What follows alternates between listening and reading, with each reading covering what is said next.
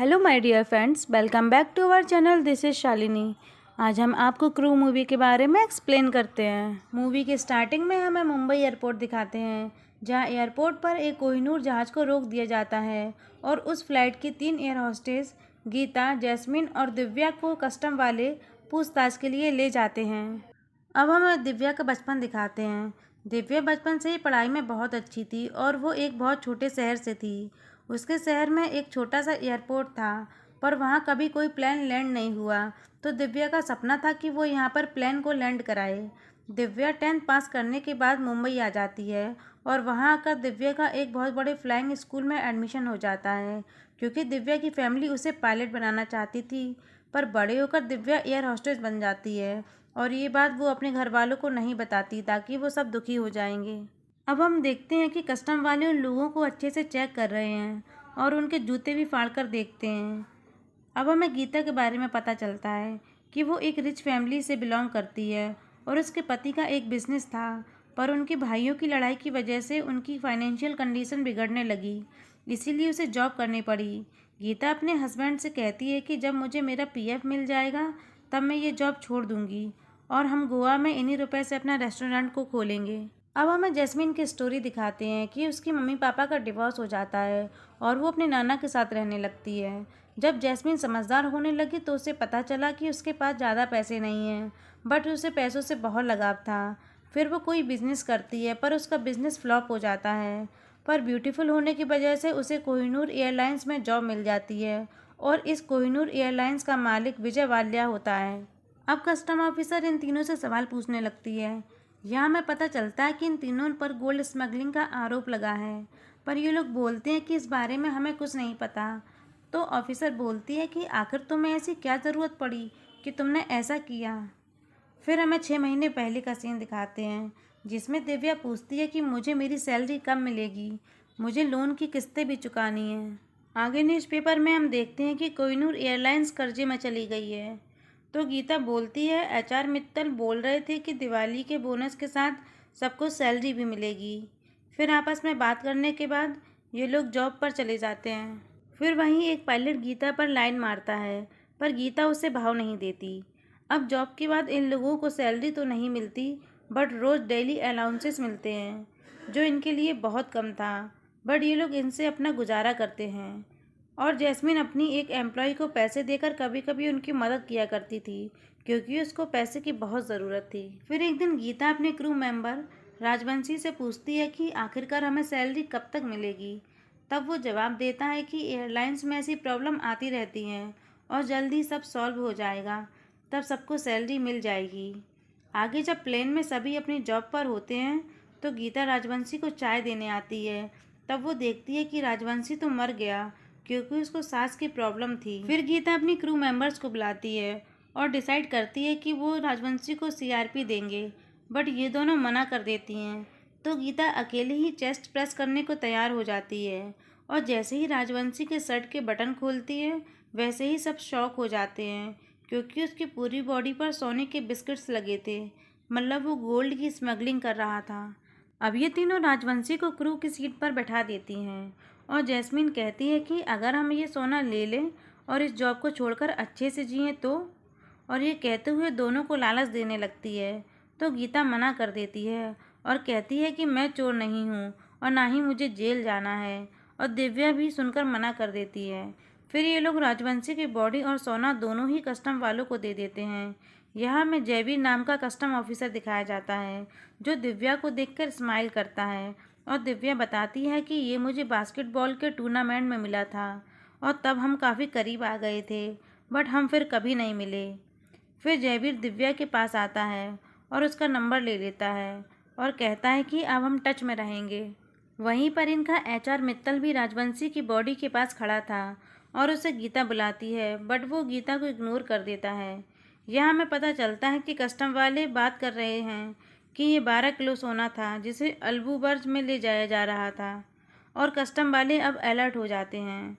फिर ये तीनों अपने घर आ जाती हैं, जहाँ इनके घर की कंडीशन ज़्यादा अच्छी नहीं है। जैस्मिन अपने घर का भाड़ा तक नहीं दे पा रही और दिव्या के पापा को लोन की किस्त देने के लिए अपना ऑटो बेचना पड़ा। और गीता भी अपनी फैमिली को कम पैसों में ही चला रही है। अब जैस्मिन के नाना अपनी पुश्तैनी अंगूठी जैस्मिन को देते हैं, पर जैस्मिन किसी को बिना बताए वो अंगूठी घर का किराया देने के लिए बेच देती है। वहीं गीता मार्केट में सब्जी खरीद रही थी, तभी वो अपनी क्रू मेंबर सुधा से मिलती है, जो पहले गीता के साथ ही काम किया करती थी। तो गीता उससे पूछती है कि मित्तल कहाँ है, और वो हमारा फ़ोन भी नहीं उठाते हैं। एक्चुअल में मित्तल ने अपनी पहली वाइफ को छोड़कर सुधा से शादी कर ली, और सुधा कहती है कि अब वो तो मुझसे भी बात नहीं करते। अब हमें विजय वालिया का इंटरव्यू दिखाते हैं, जिसमें इंटरव्यूअर कहता है कि कोहिनूर एयरलाइंस तो डूब चुकी है, पर विजय वालिया कहता है कि बिजनेस में तो कभी पैसा आता है कभी नहीं आता, और हम ये मैनेज कर लेंगे और अपने 4000 एम्प्लॉयज़ का विश्वास भी टूटने नहीं देंगे। मूवी में हम आगे देखते हैं कि गीता अपनी जॉब पर जा रही थी, तभी उसकी नज़र मित्तल पर पड़ती है और वो मित्तल की गाड़ी के आगे आ जाती है, और गीता मित्तल से पूछती है कि कोहिनूर एयरलाइंस डूब गई है क्या अब हमें हमारा पैसा नहीं मिलेगा। पहले तो मित्तल कहता है कि ऐसा कुछ नहीं है, फिर वो बता देता है कि हाँ, किसी को भी उनका पैसा नहीं मिलने वाला, और गीता ये सुनकर टूट जाती है और वो सोचती है कि अब उसका पीएफ का क्या होगा। फिर गीता वहाँ से एयरलाइंस के वेयर हाउस में दिव्या और जैस्मिन के साथ पहुँच जाती है कि हमारा पैसा तो नहीं मिलेगा, पर यहाँ की चीज़ें तो कुछ काम में आएंगी। तो जैस्मिन गीता से पूछती है कि तुम ऐसा क्यों कह रही हो। तो गीता दोनों को सच्चाई बताती है, जिसे सुनकर दोनों ही शॉक हो जाती हैं, और जैस्मिन गीता से कहती है कि तुम्हारी ही वजह से उस दिन सोना भी हमारे हाथ से चला गया। फिर दिव्या बोलती है कि हाँ, उस दिन हमने गलती कर दी, हमें सोना रख लेना चाहिए था। अब गीता कहती है कि काश हमें ये पता चल जाता कि राजवंशी किसके लिए काम करता था। तो जैस्मिन कहती है कि ये तो अभी पता चल जाएगा, क्योंकि जैस्मिन ने राजवंशी का फ़ोन अपने पास ही रख लिया था, और फिर ये लोग राजवंशी के मोबाइल से उसी नंबर पर कॉल लगाते हैं जिस पर राजवंशी बार बार कॉल करता था, और दूसरी तरफ कॉल मित्तल रिसीव करता है। फिर ये लोग मित्तल से मिलते हैं और उसको ब्लैकमेल करने लगते हैं कि हमें भी ये काम करना है, हम भी सोना एक्सपोर्ट करेंगे। तो मित्तल उन्हें एक कार्ड देता है जिस पर एक एड्रेस लिखा है, और मित्तल उन तीनों को इसी एड्रेस पर मिलने के लिए कहता है। अब ये लोग इसी एड्रेस पर पहुंच जाते हैं और वो इन्हें सोने के बिस्किट्स देता है कि इसे अलबुर्ज पहुंचाने की जिम्मेदारी तुम्हारी है, और वहां पर पहुंचकर गेट नंबर 2 से निकलना है और वहां अपनी सेटिंग है। इन तीनों को वार्न भी करता है कि इसे लेकर भागने की कोशिश मत करना और इसको किसी दूसरे तरीके से लेके जाना, क्योंकि राजवंशी का मामला अभी गर्म है। फिर ये तीनों घर पहुंच जाती हैं और मिलकर सोचने लगती हैं कि सोना को बाहर कैसे लेकर जाएं। तो दिव्या बोलती है कि लोग विदेश से सोना इंडिया लेकर आते हैं, पर यहाँ तो उल्टा ही हो रहा है। तभी जैस्मिन कहती है कि तुम आम खाओ, गुठलियाँ मत गिनो और ऐसे फालतू के क्वेश्चंस मत करो। फिर जब दिव्या चॉकलेट खाती है तो उसे एक आइडिया आता है, और वो लोग सोना लेकर सोनार के पास चले जाते हैं और सोना को पिघलाकर चॉकलेट बनवा लेते हैं, और फिर ये लोग इस पर कैंडी का पानी भी चढ़वा देते हैं, और इस तरीके से ये लोग अपनी पहली स्मगलिंग को डर डर के कर लेते हैं, और इसके बदले में इन्हें खूब सारे पैसे मिलते हैं। और इसी तरीके से ये लोग रोज़ ऐसा काम करने लगे हैं, जिससे इनकी ज़िंदगी पहले से ठीक होती जा रही थी। और जैस्मिन अपने नाना की अंगूठी वापस खरीद लाती है, और गीता भी अपने रेस्टोरेंट के सपने को फिर से देखने लगती है, और ये लोग इस पैसों से खूब एंजॉय करते हैं, और जैस्मिन उसी एम्प्लॉय को कुछ पैसे भी देकर उसकी मदद करती है। फिर एक दिन क्रू की एक लड़की इन पर शक करने लगती है कि सैलरी ना मिलने पर भी ये लोग इतना खुश कैसे हैं। फिर एक दिन ये लोग फ्लाइट से निकल रहे होते हैं तो कस्टमर ऑफिसर इन्हें रोक लेती है, और जैसे ही ऑफिसर चॉकलेट वाला डब्बा उठाती है वैसे ही जैस्मिन को जयवीर दिख जाता है, और वो दिव्या का नाम लेकर जयवीर को अपने पास बुला लेती है, और ऑफिसर जयवीर की वजह से उन्हें जाने देता है, और ये लोग उसी दिन बहुत बच जाते हैं। फिर जब ये सब घर जा रहे थे तो जैस्मिन दिव्या को जयवीर के नाम से चिढ़ाने लगती है कि अब तो दोनों में फिर से दोस्ती हो गई है, और जयवीर दिव्या के नंबर से जयवीर को डिनर के लिए मैसेज कर देती है। ये लोग अब बहुत खुश रहने लगी थी, तो इनके क्रू मेंबर्स इनसे चिढ़ने लगते हैं, और दिव्या जयवीर के साथ डिनर पर चली जाती है। अब अगले दिन ये सब काम पर जाती हैं। इन सबको अलाउंस मिलता है, तो एक क्रू मेंबर कहती है कि इतने रुपए में तो मैं अपने बच्चों को अच्छे स्कूल में भी नहीं पढ़ा पाऊंगी, और कहते हुए रोने लगती है। ये सब सुनकर गीता को बहुत दया आने लगती है कि वो इन सबको बता दे कि सब कुछ घाटे में चला गया है, पर वो इसलिए नहीं बताती क्योंकि फिर वो लोग स्मगलिंग नहीं कर पाएंगे। अब कहानी प्रेजेंट में दिखाते हैं कि कस्टम ऑफिसर बार बार सोने के बारे में पूछ रही है कि राजवंशी के मरने के बाद भी सोना अलबुर्ज कैसे पहुंचा। मुझे इसमें तुम तीनों का हाथ लगता है, बट तीनों ही मना कर देती हैं। फिर ऑफिसर इनका मोबाइल चेक करने लगती है और इन्हें इन लोगों की फ़ोटोज़ दिखती हैं जिसमें ये लोग बार में ग्रैंड पार्टी कर रहे हैं। तो ऑफिसर इनसे पूछती है कि तुम लोगों के पास इतना पैसा कहाँ से आया। यहाँ हमें फ्लैशबैक दिखाते हैं कि जैस्मीन के बर्थडे पर ये लोग पार्टी करते हैं और शैम्पेन की एक बोतल लेकर नशे में घर लौट रहे थे।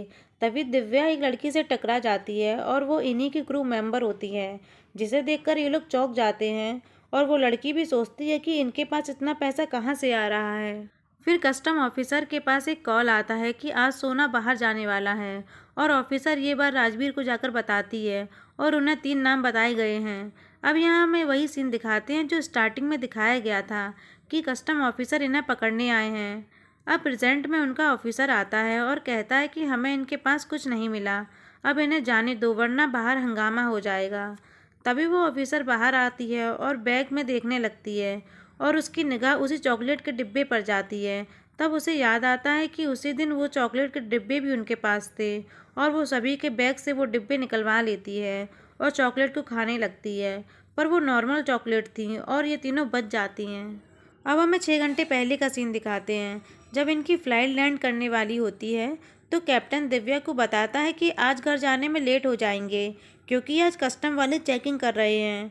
ये सुनकर दिव्या डर जाती है और दोनों को जाकर बताती है और ये लोग सोने को प्लेन के केबिन में ही छिपा देते हैं, इसीलिए ऑफिसर्स को सोना नहीं मिलता और इन तीनों को छोड़ दिया जाता है। फिर भी ये तीनों टेंशन में होती हैं क्योंकि इनके ही सामने वो सोना प्लेन में उड़कर किसी दूसरी जगह चला जाता है और अब इस सोने को मिलना बहुत मुश्किल है क्योंकि इन लोगों की ड्यूटीज़ चेंज होती रहती हैं। फिर ये लोग घर जाने लगते हैं और रास्ते में जैस्मीन कहती है कि ये सब कोमल ने कस्टम वालों को बताया होगा क्योंकि पार्टी के बाद उसी ने हमें देखा था। और बात करते हुए दिव्या और जैस्मीन की लड़ाई हो जाती है और गीता दोनों को ही कार से उतार देती है और अपने घर चली जाती है। अब दिव्या के पास जयवीर कॉल करता है पर दिव्या कॉल रिसीव नहीं करती। अगले दिन दिव्या अपनी ड्यूटी पर जाती है जहां वो क्रू मेंबर्स को उनके बारे में बात करते हुए सुन लेती है। तो दिव्या को लगता है कि वो अपने क्लास की टॉपर थी और आज वो क्या करने लगी है, कहीं वो क्रिमिनल तो नहीं बन गई। ड्यूटी खत्म होने के बाद दिव्या का भाई आ जाता है और दिव्या को एयर होस्टेस की ड्रेस में देखकर शॉक हो जाता है क्योंकि उसके यहाँ सभी को लगता था कि दिव्या पायलट है। फिर दिव्या अपने भाई को सच बता देती है तो उसका भाई बोलता है कि सब जैसे चल रहा है वैसे ही चलने दो। अब कुछ टाइम बाद का समय दिखाया जाता है कि उसी फ्लाइट से सोना नीचे गिर जाता है और ये न्यूज़ सभी चैनल्स पर दिखाई जाने लगती है और न्यूज़ देखकर गीता बहुत डर जाती है कि अब इन लोगों का क्या होगा। फिर गीता का पति कहता है कि उनके पास ऐसा कोई सबूत नहीं है जिससे ये साबित हो सके कि तुमने ही सोना रखा है और तुम्हें डरने की कोई ज़रूरत नहीं है। फिर जयवीर अपने ऑफिसर से कहता है कि तुम सही बोल रही थी। तो ऑफिसर कहती है कि अब इनका क्या फ़ायदा, सब तो बच गईं। अब जयवीर से मिलने दिव्या आती है तो जयवीर दिव्या पर चिल्लाने लगता है कि मुझे तुमसे कोई बात नहीं करनी। और जैस्मीन जब अपने घर आती है तो देखती है कि उसके नाना की मृत्यु हो गई है। तब वो बहुत बुरी तरह टूट जाती है। तभी उसके पास दिव्या और गीता भी आती हैं। कुछ टाइम बाद हमें न्यूज़ में दिखाया जाता है कि विजय वाल्या देश छोड़कर भाग गया है और किसी भी एम्प्लॉय को अब कोई भी रुपए नहीं मिलेगा और सारे एम्प्लॉय बहुत दुखी होते हैं और रोने लगते हैं।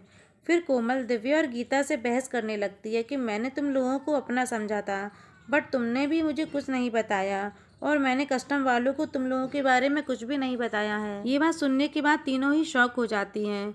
तो जैस्मीन कहती है कि अगर कोमल ने कस्टम वालों को नहीं बताया तो कौन हो सकता है। तभी जैस्मीन को कस्टम ऑफिसर की बात याद आती है कि उसने बोला था कि मेरी जासूस इन्हीं लोगों की तरह क्रू हॉस्टेज रह चुकी है। फिर गीता कहती है कि शायद ये काम मित्तल की वाइफ सुधा कर सकती है। तभी ये तीनों सुधा के पास जाती हैं और उसे पकड़ लेती हैं। तो सुधा बताती है कि हाँ, उसी ने कस्टम वालों को बताया क्योंकि मित्तल ने उसे भी छोड़ दिया और एक फॉरेनर से शादी कर ली और मैं चाहती थी कि इस खबर से मित्तल पकड़ा जाए। तो गीता पूछती है कि मित्तल के पास इतना सोना कहाँ से आया। तो सुधा बताती है कि ये सोना मित्तल का नहीं है बल्कि विजय वाल्या का है, जिसे तुम लोगों ने ही बाहर पहुंचा दिया और इसीलिए मौका पाकर विजय वाल्या भी बाहर भाग गया। ये बात सुनकर ये सभी शॉक हो जाती हैं और कहते हैं कि ना ही ये लोग सोना बाहर पहुंचाते और ना ही विजय वाल्या यहाँ से भागता। और सुधा बताती है कि विजय वाल्या अपनी बेटी की वेडिंग करने वाला है और ये तीनों शाम को एक जगह मिलते हैं और वहाँ बात करते हैं कि हम लोगों ने ही लगभग 3000 करोड़ का सोना बाहर पहुँचाया है। और फिर गीता कहती है कि अब हम तीनों ही वो सोना अपने वापस लेके आएंगे। अब ये तीनों अलबुर्ज के लिए निकल जाती हैं और ये लोग विजय वाल्या पर नज़र रखने लगती हैं और उसका होटल भी पता कर लेती हैं। इन्हें वहाँ मित्तल भी दिखता है जो सोने से भरा बैग विजय वाल्या को देता है। फिर गीता कहती है कि सारा सोना इन लोगों ने यहीं रखा है और इस होटल में हमें स्टाफ की जॉब करनी पड़ेगी। आगे गीता एक आदमी से मिलती है और उसे रुपए देकर स्टाफ के लिए भर्ती हो जाती है और ये लोग प्लान बनाने लगते हैं कि सारा सोना बाहर कैसे निकाल कर लेकर आएंगे। यहाँ तो चारों तरफ कैमरे लगे हैं। फिर दिव्या अपने भाई को कॉल करती है क्योंकि वो हैकिंग में एक्सपर्ट था, तो बहुत समझाने पर दिव्या का भाई मान जाता है। फिर दिव्या सर्वर की इन्फॉर्मेशन अपने भाई तक पहुँचाती है। आगे गीता को होटल की लेडी स्टाफ बताती है कि रूम का पासवर्ड और कार्ड सिर्फ रूम का ऑनर के पास होता है और बिना उसके कार्ड के गेट नहीं खोल सकते। मतलब अगर ये लोग वाल्या के रूम में जाना चाहते हैं तो पहले उसका कार्ड हासिल करना होगा। तो जैस्मीन कहती है कि अगर मुझे वाल्या के पास 2 मिनट का भी टाइम मिल जाए तो मैं उसका कार्ड चुरा लूँगी, पर वो मुझे अपने पास भटकने तक नहीं देगा। फिर ये लोग कुछ और सोचती हैं और अगले दिन मित्तल से मिलने पहुँच जाती हैं। फिर वो मित्तल का माइंड वॉश करने की कोशिश करती हैं कि सारी मेहनत तुम्हारी थी और वो वाल्या सारा सोना ले गया, और मित्तल को कमीशन देकर वाल्या का कार्ड लेने के लिए कहती हैं। बहुत सोचने के बाद मित्तल मान जाता है। अब वाल्या के यहाँ फंक्शन चल रहा था तो दिव्या और गीता स्टाफ बनकर वहाँ पहुँच जाती हैं और जैस्मीन एक आदमी से दोस्ती कर कर उसके साथ आ जाती है और दिव्या अपने भाई से कहकर होटल के सारे कैमरे को हैक करा लेती है। फिर ये तीनों वाल्या के रूम में पहुँच जाती हैं और तुरंत सूटकेस को खोलकर देखने लगती हैं, पर उसे देखकर शॉक हो जाती हैं क्योंकि वो एकदम खाली था। और वहाँ अचानक से वाल्या की बेटी आ जाती है जिससे बचकर ये लोग वहाँ से भाग जाती हैं और बाहर आकर ये तीनों बहुत उदास हो जाती हैं। आगे हम देखते हैं कि वाल्या अपनी बेटी और दामाद के साथ सारा सोना लेकर अपने देश को छोड़कर जाने वाला था और प्लेन में उसके स्टाफ में गीता और जैस्मीन होती है। यहाँ हमें फ्लैशबैक दिखाते हैं कि जब तीनों ही बाहर बैठे थे तो गीता कहती है कि अब हमें यहाँ से वापस चले जाना चाहिए। तो जैस्मीन एक टैब निकालती है जिसको ये वाल्या के रूम से उठा लाई थी और उन तीनों को पता चल जाता है कि वाल्या ये देश छोड़कर किसी आइलैंड पर जा रहा है। तभी ये लोग प्लान बनाते हैं कि ये लोग प्लेन से ही सोना चुरा लेंगे। अब ये लोग सभी को शैम्पेन में बेहोशी की दवा मिलाकर पिलाते हैं, पर वाल्या की बेटी पीने से मना कर देती है और वो बहुत सारी डिमांड्स करने लगती है जिससे ये लोग बहुत परेशान हो जाते हैं। फिर थोड़ी देर बाद सभी बेहोश हो जाते हैं, पर वाल्या की बेटी होश में थी बट वो सो जाती है। फिर तुरंत ये लोग जाकर बैग चेक करते हैं जिसमें सारा सोना था और तभी वाल्या की बेटी आ जाती है और वो वाल्या को जगाने लगती है, बट दवाई के असर की वजह से वो नहीं जागता और ये लोग वाल्या की बेटी को बांध देते हैं और बैग लेकर जाने की तैयारी करने लगते हैं। पर वाल्या की बेटी किसी तरीके से कैप्टन से कांटेक्ट करने लगती है और हमें यहाँ पता चलता है कि प्लेन उड़ाने वाली दिव्या ही है। जब प्लेन को लैंड करने का टाइम आता है तो दिव्या बहुत घबरा जाती है क्योंकि उसे उड़ाना आता था पर लैंड कराना नहीं आता था। इसीलिए वो गीता के कहने पर किताब पढ़कर प्लेन को बहुत डर डर के लैंड करा देती है और बाहर आकर दिव्या को पता चलता है कि ये उसी का गांव का रनवे है जहां वो कभी प्लेन उड़ाना चाहती थी। फिर थोड़ी देर बाद वहां पुलिस और कस्टम ऑफिसर्स आ जाते हैं और वाल्या को अरेस्ट कर लेते हैं और सारा सोना जब्त भी कर लेते हैं क्योंकि दिव्या पहले से ही जयवीर से बात कर लेती है और कुछ सोना ये अपने साथ ले आते हैं और जो सोना ये तीनों लेकर आई थी उसे सारे क्रू मेंबर्स में बांट देते हैं और मित्तल को भी उसका हिस्सा दे देती हैं। फिर दिव्या और जयवीर में अच्छी दोस्ती हो जाती है और ये तीनों ही एक अच्छी ज़िंदगी जीने लगती हैं और बस यही मूवी का एंड होता है। अगर आपको मेरा एक्सप्लेनेशन पसंद आया हो तो प्लीज़ चैनल को लाइक करें, सब्सक्राइब करें। मिलते हैं फिर एक नई मूवी के साथ, तब तक अपना ख्याल रखिएगा। Okay, bye bye.